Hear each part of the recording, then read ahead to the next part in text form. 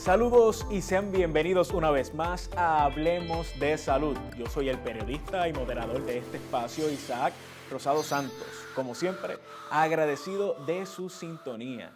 Si ustedes se preguntan cuál es el tema que estaremos abordando hoy, pues sepa que estaremos conociendo más sobre la próstata, cómo cuidarla y todo lo que conlleva este campo. Por ello se encuentra con nosotros el doctor Benedicto Colón, quien es urólogo en MMM Multiclínica. Doctor, gracias por acompañarnos y sea bienvenido. Saludos y gracias por la invitación. Doctor, a mí me gusta siempre comenzar y que desglosemos cada uno de los temas y de los entrevistados que se han sentado aquí con nosotros. Regresemos a la escuela. ¿Qué es la próstata y cuáles son sus funciones? La próstata es una glándula y como toda glándula pues segrega una sustancia que sirve de medio de transporte y nutrientes para los espermatozoides. La próstata en su tamaño mide aproximadamente 25 gramos, el tamaño de una nuez, y está localizada justamente debajo de la vejiga y anterior al recto. Por la primera porción de la próstata tenemos el conducto de la orina o uretra que va pasando, y esto es importante porque cuando vamos a hablar de las condiciones que afectan el fluido de la orina, pues tenemos que entender por qué es que está pasando. La próstata va aumentando de tamaño con el paso de los años, se dice que aproximadamente 1.6% de su tamaño cada año, hasta que llegamos a la edad de 50 años. Ya después de los 50 años, aunque sigue aumentando de tamaño, es a una velocidad más lenta. Súper. ¿Desde cuándo es que se tiene que comenzar a realizarse esos chequeos de la próstata, doctor? ¿Desde qué edad? Pues mira, si hay un historial familiar de cáncer de próstata, ya sean los padres, tíos, abuelos, etcétera, se supone que el varón vaya a los 40 años. Okay. Si no hay historial familiar, pues podría esperar hasta los 45. Okay. Y dentro de esa misma revisión, yo quisiera conocer, doctor, cuáles son las condiciones más comunes que se ven relacionadas a la próstata. Sí, tenemos las prostatitis. La prostatitis crónica es una condición que se debe mayormente a estrés y se puede ver también en pacientes que han tenido cirugías pélvicas o trauma pélvico que haya afectado los nervios de la pelvis. En segundo lugar, dentro de las prostatitis tenemos la prostatitis aguda. Ya esta es una condición de tipo bacteriano, donde pues hay una infección de orina previa y entonces la próstata se hincha, se inflama, causando sintomatología. El caso de la prostatitis bacteriana aguda casi siempre hace que el paciente vaya a buscar ayuda porque los síntomas son severos. Pueden tener ardor orinal, puede tener fiebre, escalofríos, y eso asusta y el paciente va a la sala de emergencia. Okay. Y hay ocasiones en que la severidad es tal que requiere hospitalización para antibióticos por vena. Tenemos también la prostatitis bacteriana crónica, que es una prostatitis aguda que aunque se le dio un tratamiento adecuado, vuelve y sale. Vuelve el paciente a tener síntomas al mes, a los 2 meses, y hay recurrencia. Okay. Ese tipo de prostatitis es bastante problemática y requiere tratamiento más prolongado. Luego de eso tenemos la hipertrofia benigna de próstata, que es lo que en urología llamamos el BPH, okay. De los más conocidos. Y esta es porque hay un agrandamiento de tejido benigno, pero agrandamiento prostático. Como mencioné antes, la próstata todos los años va aumentando su tamaño. Claro. Y ese agrandamiento pues, va a obstruir la uretra, la primera parte del conducto de la orina, trayendo unos síntomas. Esos pacientes, los síntomas los desarrollan de forma paulatina. De tal manera que el paciente muchas veces tú le preguntas si está orinando bien y te dice que fantásticamente bien, pero cuando indagas más allá entonces descubres que no está orinando tan bien, porque ha sido un proceso paulatino y lento.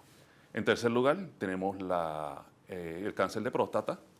Este pues es un crecimiento de la próstata, pero descontrolado. Las células prostáticas son células que crecen a lo loco, no tienen ningún control.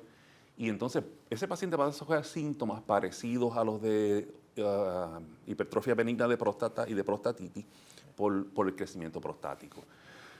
Las estadísticas dicen que en los Estados Unidos, sacando aparte el cáncer de la piel, el cáncer de próstata es el más común y es la segunda causa de muerte por cáncer. En primer lugar está el cáncer de pulmón. En Puerto Rico tenemos que el cáncer de próstata es el más común y además de eso es el más que comúnmente causa muerte por cáncer en los varones. Wow. De ahí la importancia de hacer los diagnósticos. Claro, sin lugar a duda. Y a eso aprovecho entonces para preguntarle, doctor. Tenemos una población que se resiste de alguna forma u otra en buscar ese diagnóstico o a un profesional como es usted, un urólogo, para entonces comenzar lo que es la evaluación y pues entonces estar monitoreando y recibir los tratamientos que pues, amerite en cada caso? Fíjate, en los años en que yo entrenaba, Ajá. era poco frecuente que los varones fuesen a las oficinas de los urólogos. Eso ha ido cambiando con el paso del tiempo. Programas de radio, televisión como este han ido educando a la población y la población, pues, ya hay pacientes que van a la oficina del urólogo y cuando tú le preguntas en qué puedo ayudarte, vengo a hacerme un chequeo de rutina, vengo a que me revisen la próstata, sin más, sin tener síntomas. Y esa es la parte importante, eso es lo que tenemos que enfatizar, que no podemos esperar a tener síntomas para buscar la ayuda, porque a veces los síntomas llegan en una etapa muy tarde, y eso lo vamos a ver más adelante cuando hablemos de cáncer de próstata. Claro. O sea que lo importante es ir a sus chequeos de rutina. Como hablábamos, pues 40 años, 45 años, dependiendo la situación familiar, en el historial familiar de cáncer, pues acudir a la oficina del urólogo a hacerse su examen anual. Así mismo.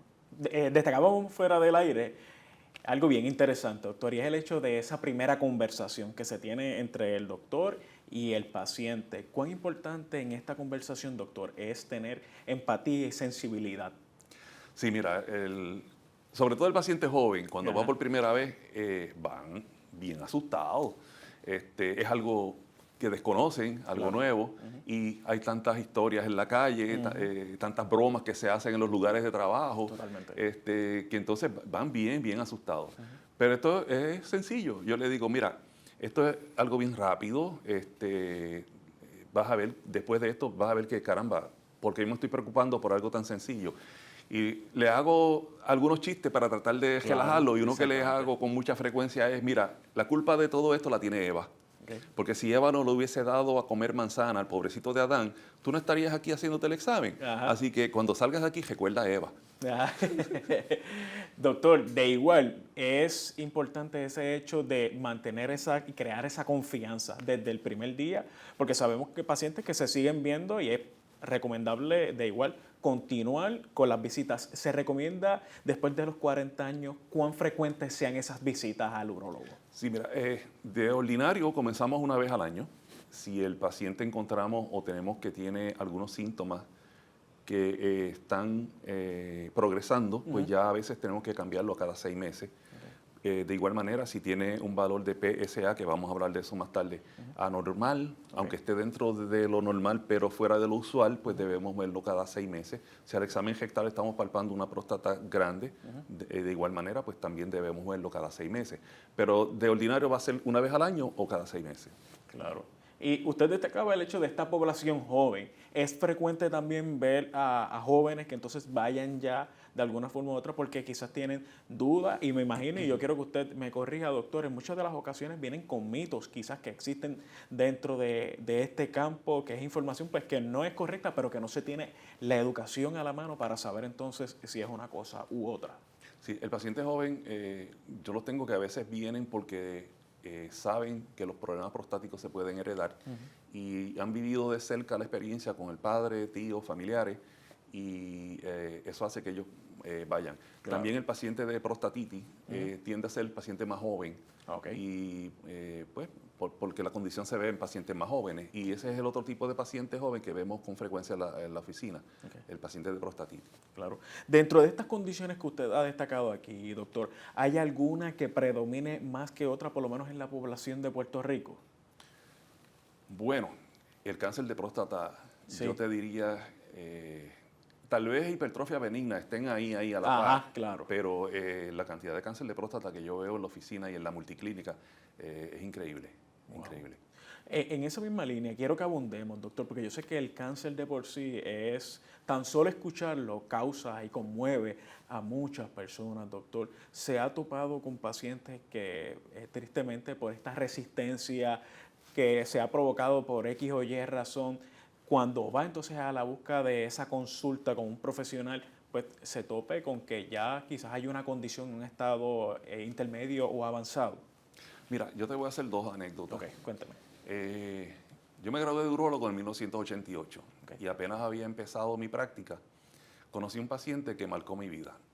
Es un paciente que nunca había ido a un urólogo, trabajaba de guardia de seguridad y comenzó a tener dolores en la espalda baja. Okay. Y los dolores aumentaban la intensidad y pues al que le duele la espalda o va a un fisiatra o va a un neurólogo o a un quiropráctico. Claro. Pues él fue al fisiatra del pueblo. El fisiatra del pueblo, cuando lo entrevista, le manda a hacer unas pruebas de laboratorio. En esos años no existía la prueba de PSA, pero teníamos otra prueba que se llamaba fosfatasa ácida, que nos daba una idea de lo que podía estar pasando. Le manda a hacer sus pruebas y le manda a hacer unas placas de espalda. Cuando le llega el resultado de las placas de espalda, lo que tenía el hombre era metástasis de cáncer. Most probably prostate. Entonces me llama por teléfono, mira, tengo este paciente bajo estas circunstancias, te lo voy a referir. Vemos al paciente, le hacemos toda la evaluación, el hombre tenía cáncer metastásico de próstata. Claro. Llegó a nuestra oficina cuando ya tenía metástasis, porque él no había desarrollado síntomas urinarios. Ajá. Y a eso es lo que vamos, no puedes esperar a desarrollar síntomas. Claro.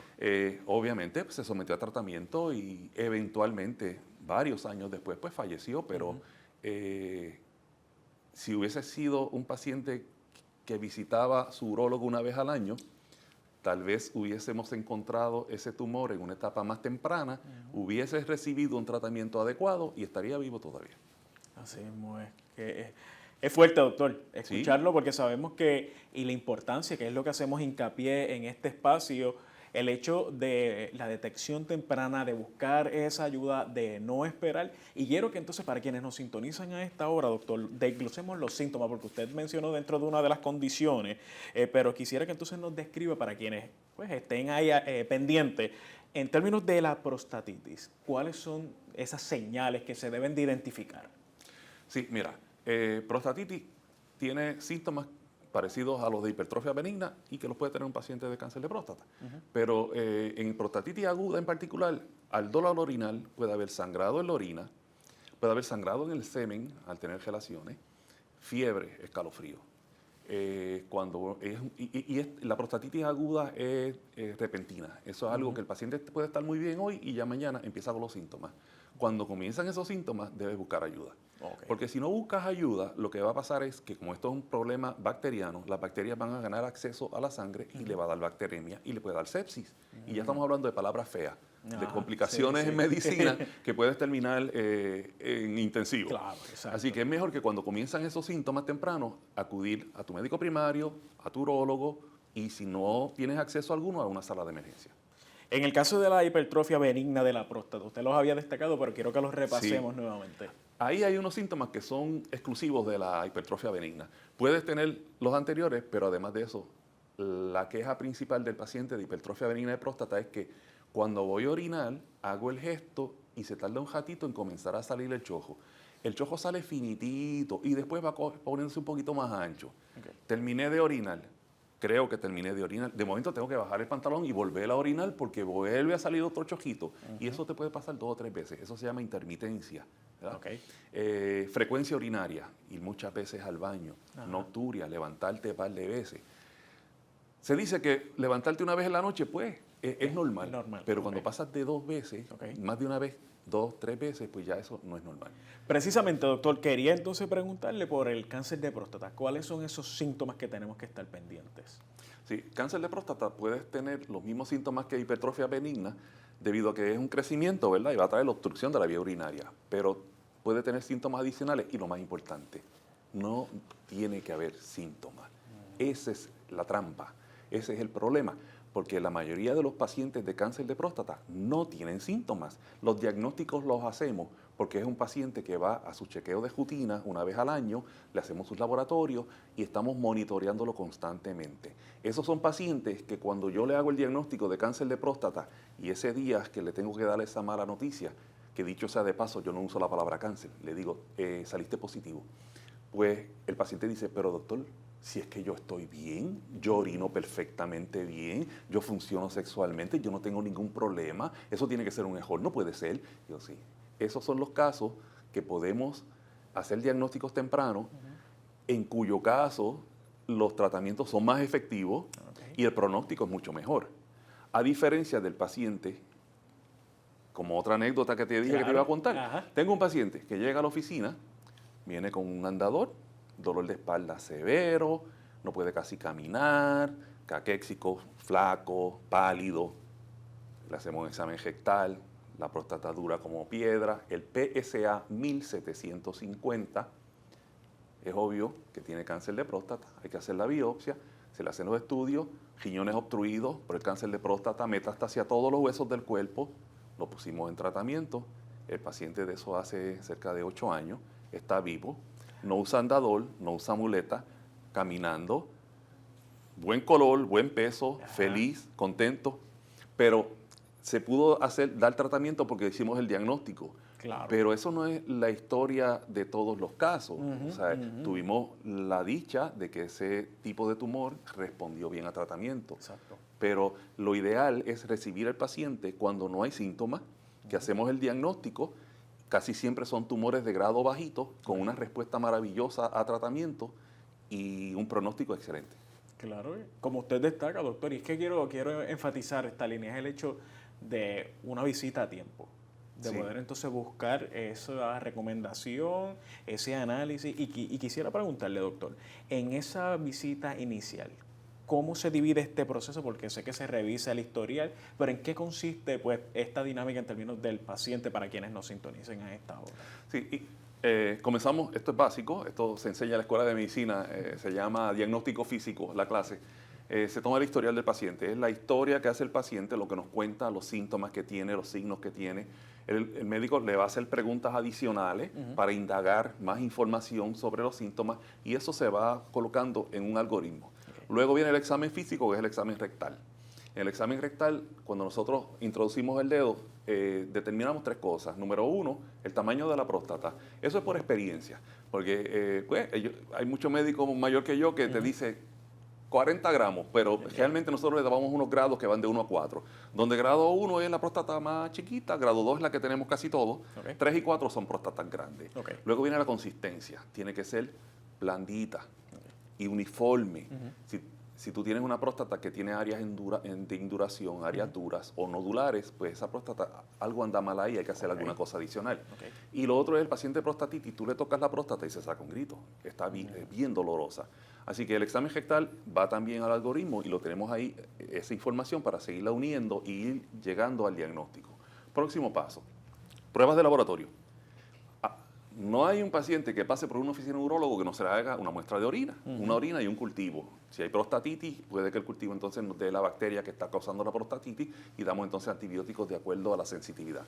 El PSA. PSA, la famosa muestra de sangre, Prostatic Specific Antigen, que es una proteína que la produce la próstata y que sube en ciertas situaciones, como por ejemplo prostatitis aguda, sube el PSA. Pero ese PSA baja cuando damos antibióticos. En hipertrofia benigna de próstata, el PSA va a ir directamente proporcional, aumentando con el tamaño de la próstata. Y lo otro es cáncer de próstata. En cáncer de próstata también sube el PSA. Pruebas de laboratorio. De ahí podemos pasar entonces a estudios radiográficos. Si el paciente tiene otros signos y síntomas, sangre en orina, pues debemos hacer sonografía renal, sonografía pélvica y sonograma prostático. Sonograma prostático nos va a decir el tamaño de la próstata en centímetros cúbicos, un equivalente a los gramos, y podemos saber, comparar con que pues, si son 25 gramos y esta está en 50, pues una próstata 2 veces el tamaño normal. Y nos va a decir si hay nódulos hipoecoicos. Esa palabra fea grande lo que quiere decir son áreas oscuritas que se ven en sonografía, que si están en una área anatómica específica de la próstata pueden sugerir malignidad. Cistoscopía, un estudio que no le gusta mucho a los pacientes tampoco, es introducir un lente por el pene. Miramos la uretra prostática y podemos determinar si hay obstrucción prostática y qué grado de obstrucción tiene el paciente para poder planificar si vamos a irnos con medicamentos o vamos a tener que recurrir a cirugía. Y la vejiga, también la evaluamos con la cistoscopía. Uroflow. La prueba de Uroflow es una prueba bien sencilla. Eso es raro que un paciente que vaya a la oficina de un urólogo en algún momento no hayan hecho un Uroflow. El paciente toma mucha agua hasta que tenga deseo de orinar. Y va y orina en un toilet de plástico que tiene una cajita a la parte de abajo que transmite por Wi-Fi a una computadora que tiene un software y hace una gráfica del proceso de orinar donde mide cuánto tú te tardas en orinar un volumen dado y con qué fuerza.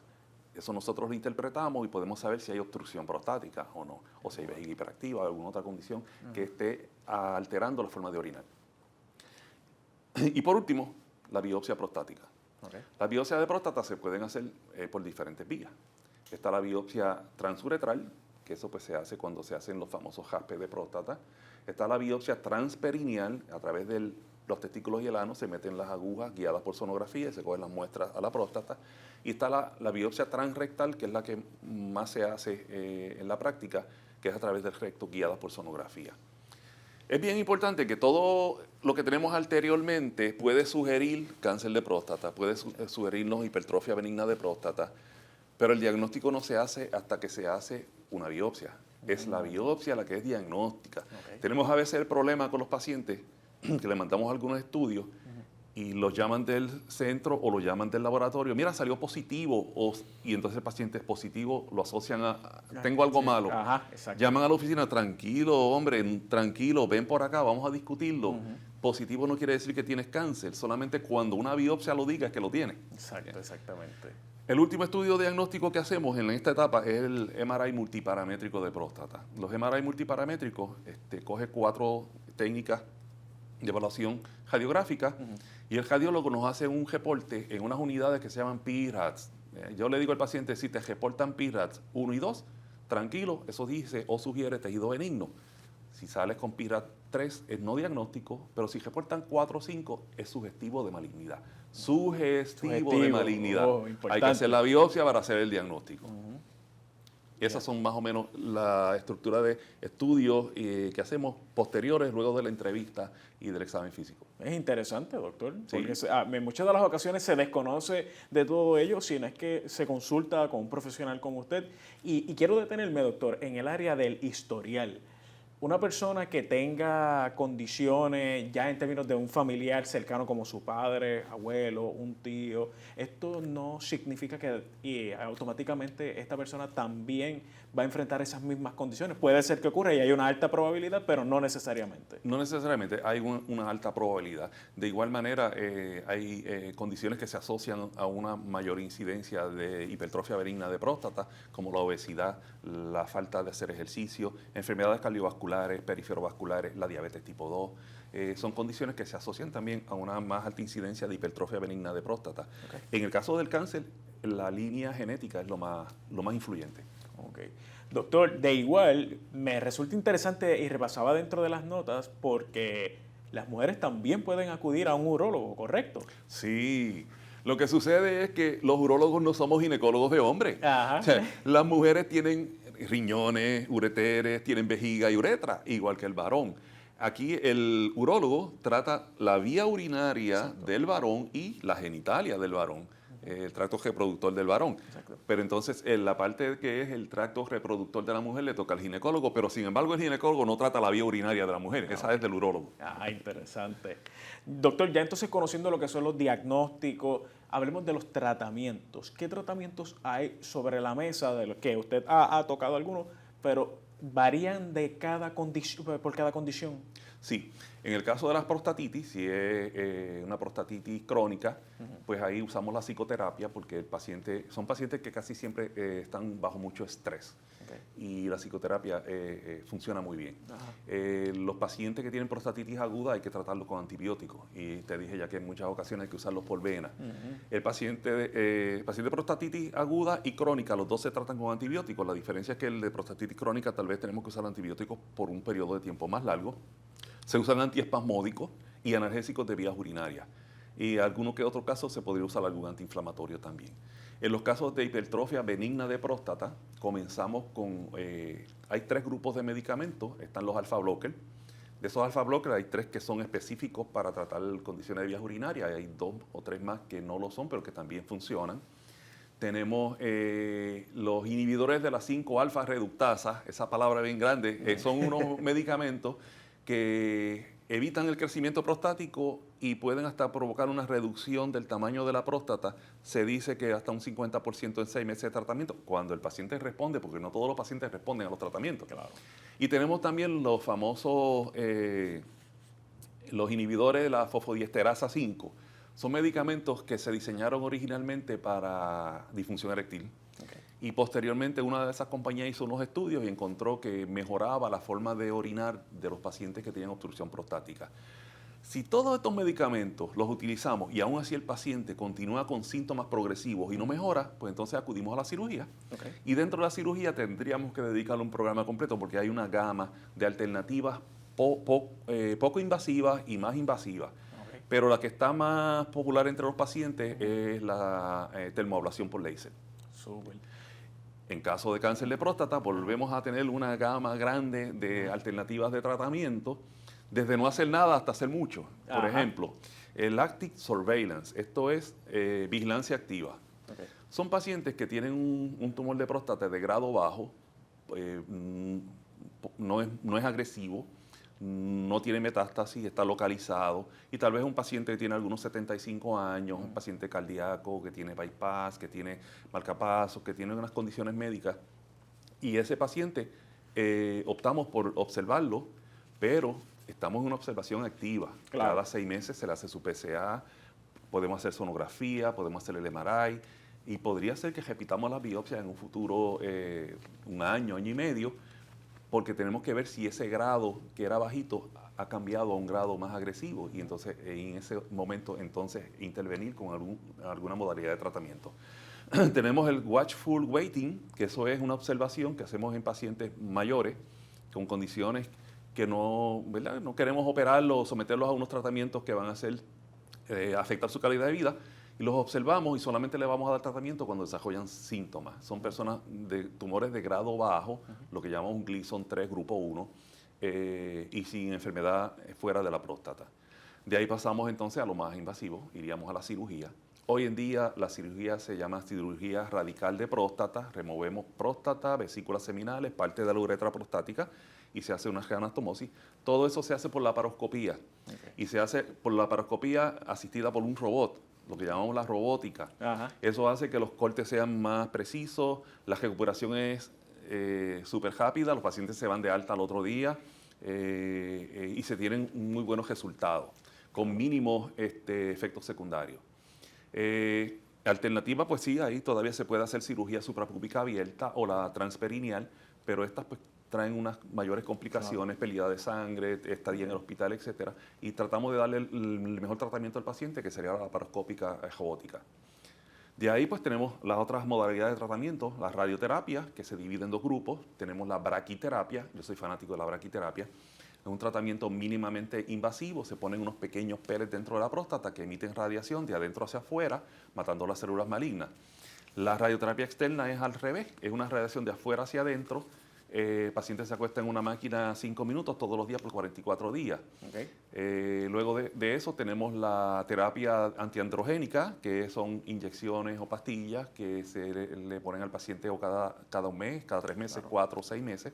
Y las pastillas pues se toman todos los días. Y esto lo que hace es que inhibe la producción y bloquea receptores de la testosterona, porque los tumores de próstata se activan, claro, dependen de la testosterona. Al quitar el suplido de testosterona se inactiva el tumor y lo tenemos bajo control. Yo tengo pacientes que llevan 15, 20 años en ese tratamiento y están súper bien. Qué súper. Hay otras modalidades de tratamiento, como la criocirugía, que es congelarla, se pone unos electrodos por el periné a la próstata y se congela la próstata. La última modalidad es el HIFU o radiofrecuencia y se pone un transductor a través del recto y se emiten ondas de radio a la próstata para matar las células malignas. Y la quimioterapia, que siempre tiene un uso, aunque sea en etapas avanzadas o en aquellos tumores de grado alto, combinamos la radioterapia con quimioterapia y antiandrógeno. Bueno, doctor, ya no nos queda tiempo para más, pero agradecido, sinceramente, nos ha educado muchísimo y yo sé que también al público que nos ha acompañado, así que se repita su visita. Gracias, gracias. Ha sido un placer. Bueno, y si usted quiere coordinar alguna cita, obtener más información o tener algún tipo de consulta, pues con el doctor Colón debe de comunicarse y saque lápiz y papel para que apunte el siguiente número y es el 787-522-2482 en un horario de lunes a viernes de 7:30 de la mañana a 5 de la tarde. Repetimos el número, el 787-522-2482. Agradecidos como siempre de que estén con nosotros y nos vemos la próxima semana aquí en Hablemos de Salud.